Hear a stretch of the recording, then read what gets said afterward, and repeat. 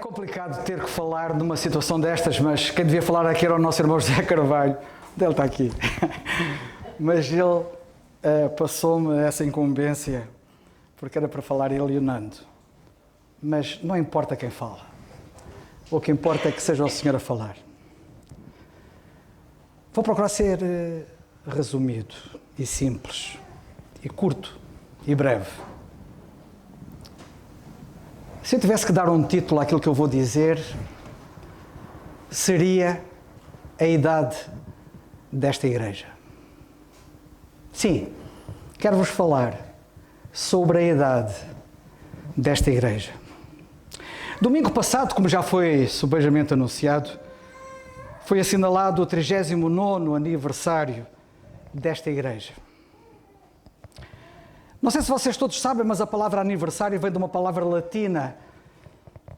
latina que quer dizer aquilo que volta todos os anos.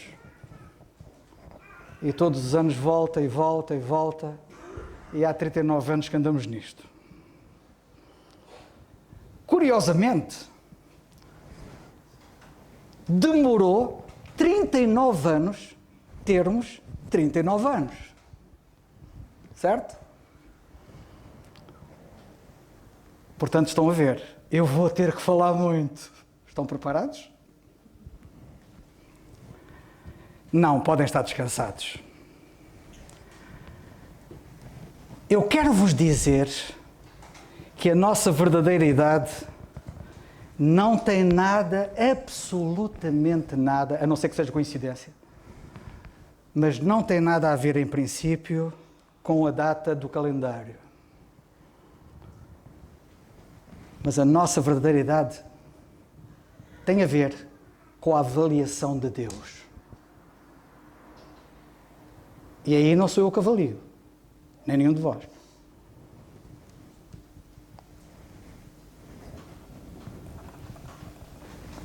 Lembremos-nos, por exemplo, para vocês perceberem como é que Deus pensa.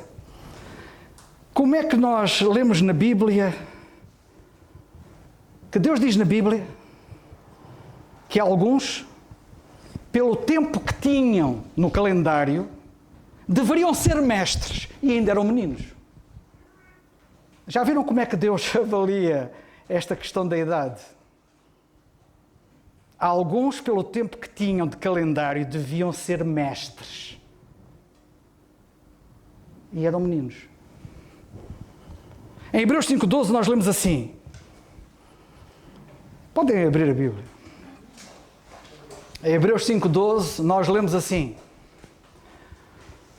porque devendo já ser mestres pelo tempo do calendário, ainda necessitais que se vos torne a ensinar quais sejam os primeiros rudimentos das palavras de Deus, e vos haveis feito tais que necessitais de leite e não de sólido mantimento. E a pergunta que eu faço é: que idade daríeis a esta gente que está aqui a ser referida? E achais que a idade que dais a esta gente é a idade que Deus lhes dá? A pessoas a quem nós consideramos mestres, Deus chama meninos. Bem, que igreja seremos nós? Qual é a idade desta igreja? É uma boa pergunta e um bom exercício que todos nós devemos fazer. Será uma igreja que, aos olhos de Deus, tem realmente 39 anos? Será uma igreja que só tem 39 meses, aos olhos de Deus? Ou até poderá ser uma igreja que tenha 78 anos e não 39? Ou outros, quaisquer que eles sejam, mas Deus saberá. Se nós olharmos para a Bíblia com atenção, eu não tenho muito tempo, eu gostava de ter muito tempo, mas não tenho. Se nós olharmos para a Bíblia com atenção, nós vamos encontrar coisas curiosas. Vamos encontrar um menino que valia mais que todos os homens de uma nação. Chamava-se David. Tantos homens que havia naquela nação. E foi o menino que Deus usou para matar Golias, para vencer os filisteus. Portanto, nós temos na Bíblia meninos homens E também temos na Bíblia, como vimos, homens meninos. Que idade é a nossa idade? Qual é a nossa idade?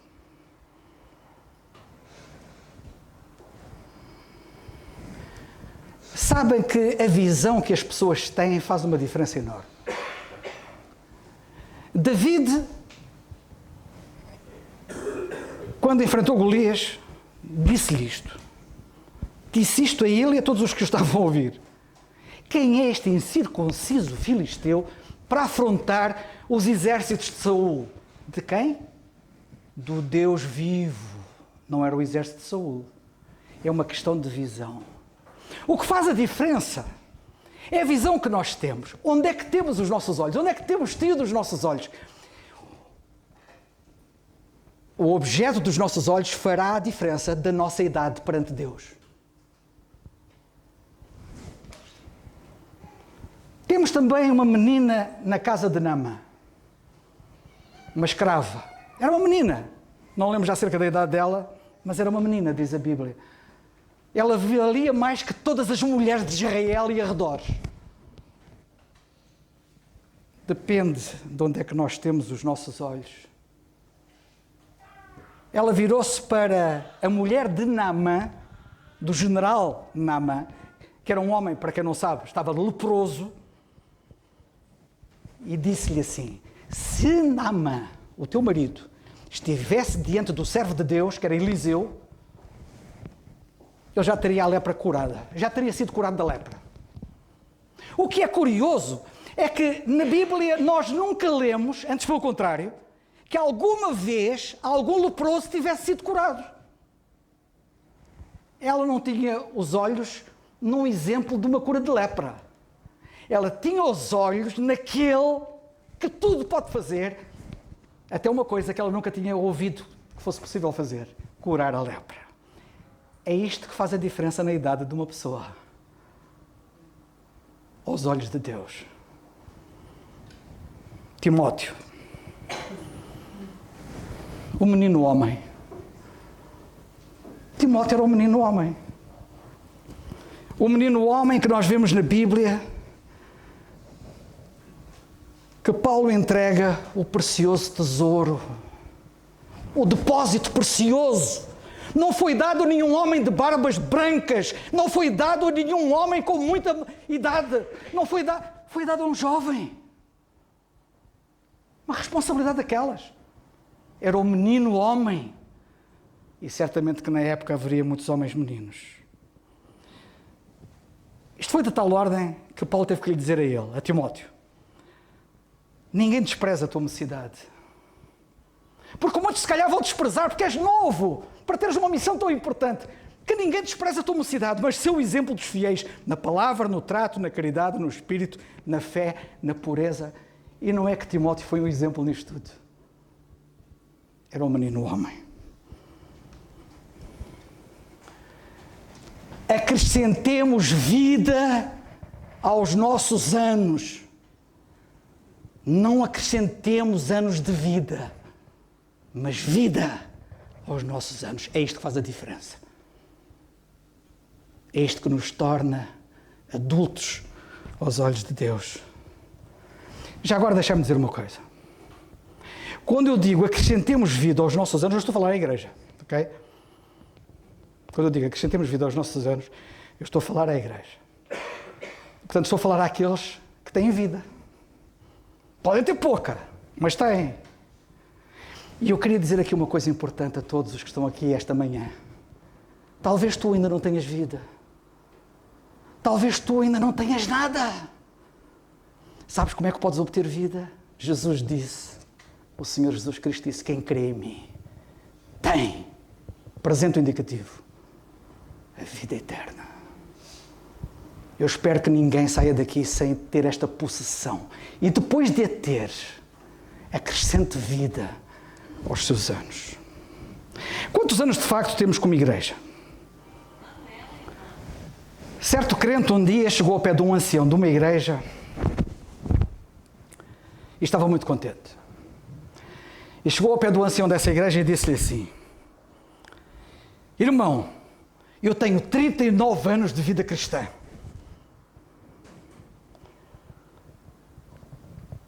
O ancião não estava muito entusiasmado e corrigiu-o logo. E disse-lhe assim: desculpe, irmão. O irmão só tem 1 ano de vida cristã. Os outros 38 são repetição. Repetição. Repetição. Isso é nada. É essa a tua experiência como crente? Repetição. É um aniversário. Como eu disse há pouco, a palavra latina quer dizer aquilo que volta todos os anos. É repetição.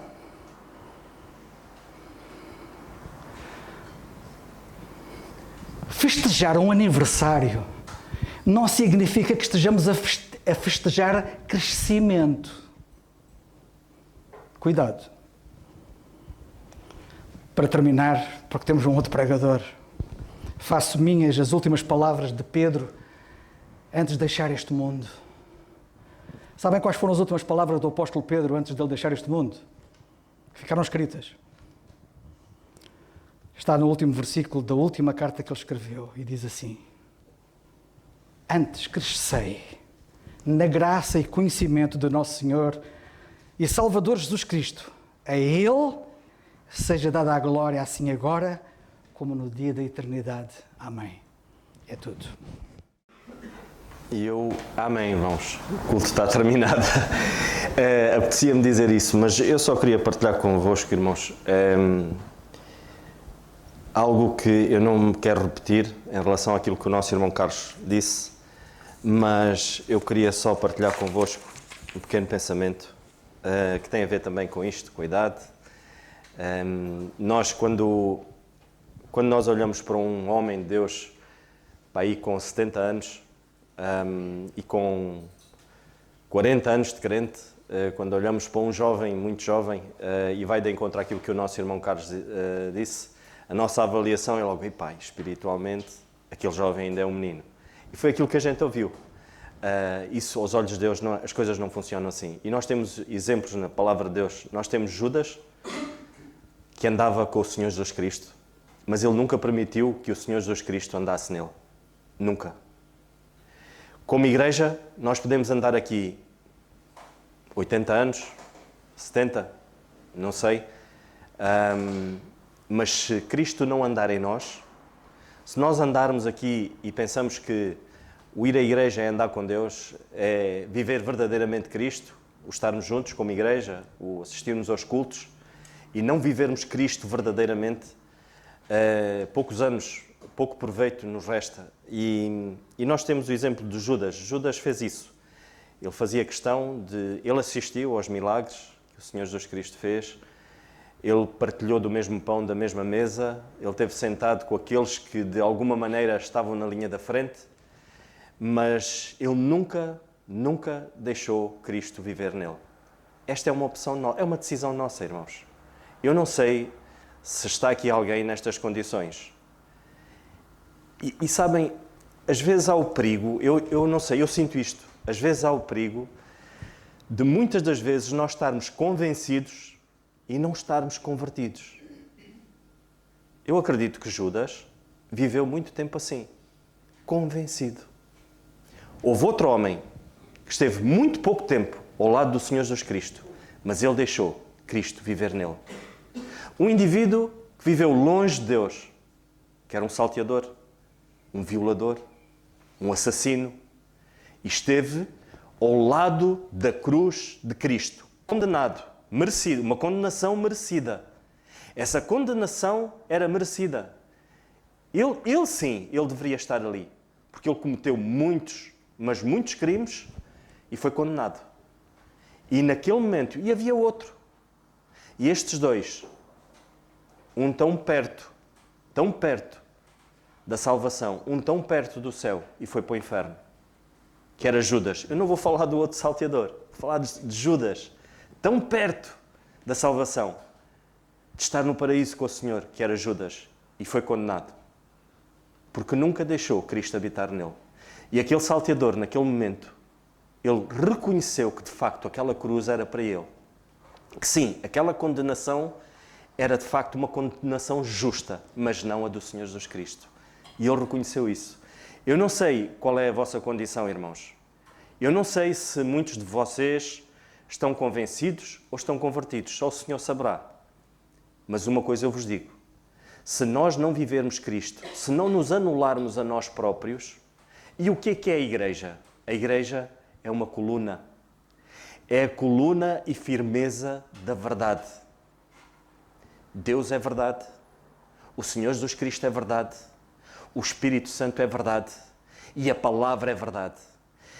Se isto não predominar na nossa vida diária, nos nossos pensamentos, nas nossas atitudes, e se nós pensarmos que isso é unicamente uma questão de que quando como igreja estamos reunidos e vamos falar acerca destas coisas, das coisas de Deus, do Senhor Jesus Cristo, daquilo que o Senhor Jesus Cristo fez, e era isso que Judas fazia. Judas vivia emocionado com todos aqueles milagres. E quantos de nós não nos emocionamos aqui com aquilo que ouvimos?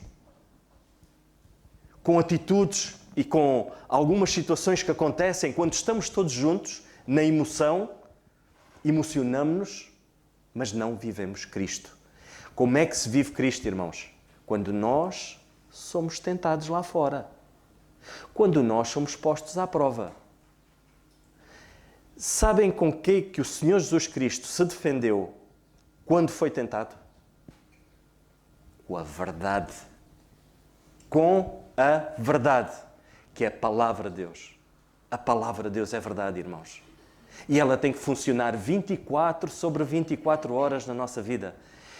Vamos ler Timóteo, na primeira carta a Timóteo, quando o apóstolo Paulo lá está a Timóteo, quando o apóstolo Paulo dá algumas indicações, a Timóteo ele diz, no versículo 15, mas se tardar, para que saibas como convém andar na casa de Deus, que é a igreja do Deus vivo, a coluna e firmeza da verdade. A coluna e firmeza da verdade. Deus é verdade. Jeremias 10:10 fala-nos acerca disso. Se os irmãos depois quiserem ver, não vamos abrir agora, mas Deus é verdade. Jeremias 10:10 fala acerca disso. O Senhor Jesus Cristo é verdade e todos vocês conhecem, os irmãos conhecem este versículo, João 14:6, quando o Senhor diz, e disse-lhe Jesus, eu sou o caminho, a verdade e a vida. Ninguém vai ao Pai senão por mim. O Espírito é verdade, João 16:13. E a palavra de Deus é verdade. Colossenses 1:5 fala-nos acerca disso. Desta mesma verdade que nós devemos viver, irmãos. Como igreja, e nós podemos dizer assim, mas a igreja está cheia de irmãos hipócritas, está cheia de irmãos egoístas, está cheia de irmãos orgulhosos, está cheia de irmãos invejosos. É verdade, sim. É verdade. Todos nós somos pecadores. Todos nós somos pecadores. Mas uma coisa eu vos digo, irmãos. O Senhor Jesus Cristo morreu por todos nós. E esta luta que nós vivemos, que é constante, e não há aqui ninguém que não a tenha, esta luta que nós vivemos no nosso corpo ainda e nesta nossa carne, nós temos algo maravilhoso. Que é aqueles que aceitaram o Senhor Jesus Cristo como seu único Salvador, já não são inimigos de Cristo. Já não são meras criaturas. São filhos. Deus deu-lhes o poder, através do Senhor Jesus Cristo, de serem filhos. E algo aconteceu, irmãos. Algo aconteceu a partir daquele momento em que nós aceitamos o Senhor. O Espírito Santo do nosso Deus habita em nós e Ele selou-nos. E nós não devemos viver mais nós, mas sim Cristo em nós, como nós ouvimos naquele cântico, o último cântico. Deve ser Cristo em nós que deve predominar na nossa vida, irmãos. E aí dá-se um processo muito longo. É um processo que vai haver muitas batalhas, que é a santificação. Não pode haver, não há processo de santificação. O que é isso? É cada vez mais sermos parecidos com o Senhor Jesus Cristo. O apóstolo Paulo disse assim, sede meus imitadores, como eu sou de Cristo. A nossa luta, irmãos, não é eu ser mais parecido com o nosso irmão Alberto, ou com o nosso irmão Zé de Carvalho, ou com o nosso irmão Carlos, David, Pedro. Não é isso. Sabem que a nossa tendência é sempre essa na igreja, comparar-nos. Nós comparamos-nos uns com os outros, mesmo quando pecamos. O meu pecado não foi tão grave. O meu pecado foi mais um bocadito. Foi um pecado mais pequenino. Não, irmãos. A nossa comparação tem que ser com o Senhor Jesus Cristo. Quantas vezes eu penso em tomar uma atitude e eu penso assim, e eu estou a falar por mim, irmãos, eu não estou a falar por vocês, por ninguém de vocês, eu falo por mim. E às vezes penso em tomar uma atitude e eu penso assim, posso. Aquele irmão já fez. Também não me custa nada. Olha, também isto não é grave. Ou então, quando eu preciso de fazer algo que vai ajudar outra pessoa, e eu penso assim, ninguém fez, eu também não faço. Geralmente é essa a nossa... Quando vivemos longe, pensamos sempre assim. Pensamos sempre assim, irmãos. Devemos nos despojar do velho homem, e eu gosto muito deste capítulo, Colossenses capítulo 3. Eu vou já terminar. Eu ia ler Colossenses todo, mas não vou ler Colossenses todo. E eu gostava de... Irmãos, se nós não tivermos, como igreja, uma postura destas, não andamos aqui a fazer nada. É que não andamos aqui a fazer nada, irmãos. Que o Senhor nos ajude, todos nós, eu falo por mim em primeiro lugar, que o Senhor me ajude a todos os dias a despojar-me do velho homem, para que haja crescimento em mim. Lá está, para que haja vida nos meus anos como crente. Eu não sei, a mim passa muitas vezes isto pela cabeça. Se eu hoje sair daqui e levar um pancadão de um carro ali na estrada e partir para o Senhor, quando eu chegar lá, o que é que eu fiz? O que é que eu fiz para o meu Deus quando Ele fez tudo por mim? Igreja, o que é que nós andamos aqui a fazer? O que é que eu fiz? O que é que eu ando aqui a fazer? Eu vou-me apresentar perante o Senhor e eu vou dizer assim, olha Senhor, eu não fiz isto porque aquele irmão também não fez. Então, aquele irmão precisava de ajuda, mas ninguém fez nada. Não era eu que ia fazer. Eu não tinha responsabilidade em nenhum ministério. Não era eu o líder de jovens, o líder da escola de Nical. Eu não tinha liderança. Eu não tinha ali. Então não fiz. É uma responsabilidade muito grande, irmãos, sermos filhos de Deus. Sabem porquê? Porque o Senhor, quando o Senhor faz tudo completo. Ele não deixa nada não há ponta nenhuma que fique solta. Nada. Quando o Senhor Jesus Cristo foi à cruz, Ele disse que estava consumado. Não havia mais nada a ser feito, porque Ele fez tudo. Ele fez isso por mim, irmãos. O preço que Ele pagou para que a minha alma fosse consagrada a Ele. Sabem o que é algo consagrado ao Senhor? É algo exclusivo. É algo exclusivo para Ele. Sabem o que é que nós muitas das vezes fazemos? Nós pisamos, nós diminuímos quando o nosso eu se sobrepõe àquilo que tem maior valor, que deveria ser a manifestação de Cristo em mim.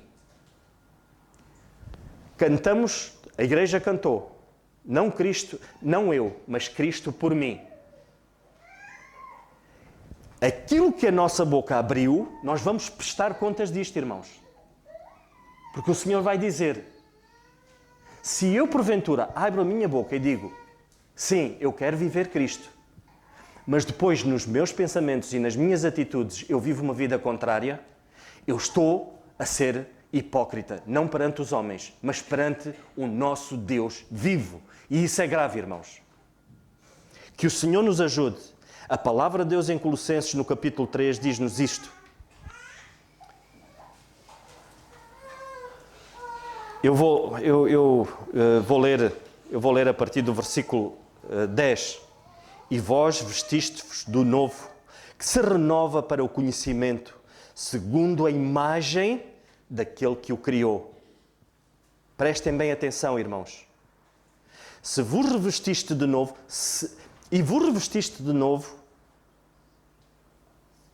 que se renova para o conhecimento, segundo a imagem daquele que o criou, onde não há grego nem judeu, circuncisão nem circuncisão, bárbaro ou cita, servo ou livre, mas Cristo é tudo em todos. Revesti-vos, pois, O Senhor não está a dizer que Ele, de manhã, nós acordamos e estamos revestidos, porque Ele vem nos revestir. Essa é a tarefa nossa. Ele diz, revesti-vos, pois, como eleitos de Deus. Esta tarefa faz parte do processo de santificação, daquela escada enorme, a cada momento, a cada segundo, a cada hora que passa da nossa vida. Essa tarefa é responsabilidade nossa, irmãos. Não é responsabilidade da igreja aqui, quando estamos daquilo que ouvimos ou daquilo que aprendemos na escola dominical, seja aquilo que for. É um compromisso individual que cada um de nós tem para com o nosso Deus.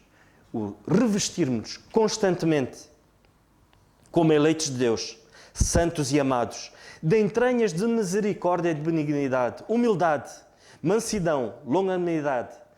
Esta humildade, irmãos, o que deve caracterizar a igreja é a mesma humildade que o Senhor Jesus Cristo teve.